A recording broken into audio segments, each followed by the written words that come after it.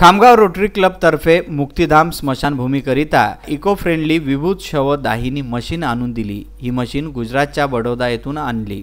गोबऱ्याच्या साधनाने आपल्या प्रिय व्यक्तींच्या 10 संस्कार केल्या जाणार आहे। खामगाव येथे आजपर्यंत लाकडाच्या साधनाने 10 संस्कार करण्यात येतो व एक 10 संस्काराला किमान 300 ते 500 किलो लाकडी लागते व संपूर्ण भारतात जर हिशोब लावला तर 1.5 कोटी झाडे जाळल्या जाते। जर इतक्या मोठ्या प्रमाणात झाडे नष्ट झाली तर येत्या काळात मनुष्याला ऑक्सिजनची कमी भासणार। लाकडाच्या साधनाने शवदाहिनी केल्याने जे धुळे निघते त्यात सोडियम, पोटॅशियम आणि थिलेसियम यासारख्या प्राणघातक वायू निघतात, जे मानवाला हानिकारक आहे।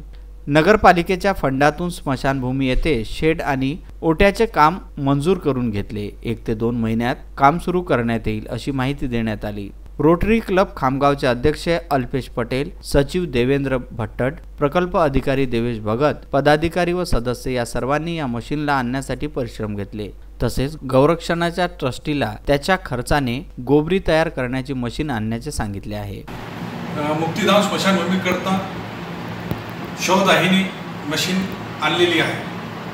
शवदाहिनीमुळे गोबऱ्याच्या साधनाने आपल्या प्रिय व्यक्तीचा 10 संस्कार केल्या जाणार आहे। खामगावमध्ये आजपर्यंत लाकडाच्या माध्यमातून आपण शव संस्कार करतो।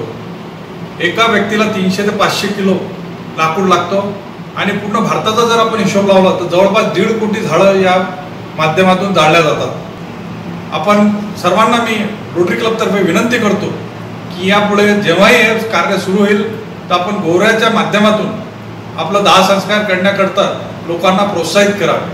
धन्यवाद।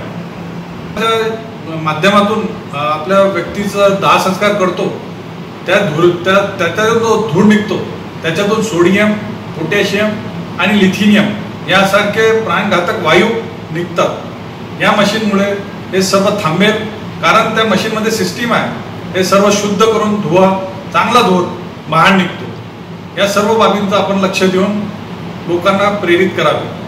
वरिष्ठ पत्रकार मोहम्मद फारूक, विदर्भ न्यूज, खामगाव।